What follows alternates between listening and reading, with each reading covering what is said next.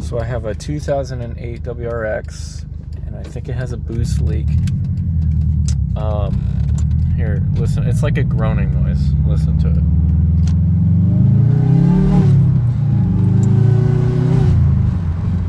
can kind of hear it.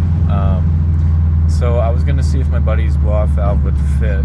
So I took the factory valve off, and I put it back on, and then after that I didn't really drive it for a while, but I just recently started driving it again, and then I noticed this kind of noise. It feels like, just kind of based on memory, that it doesn't have as much power, which makes me think it's like a boost leak or something. So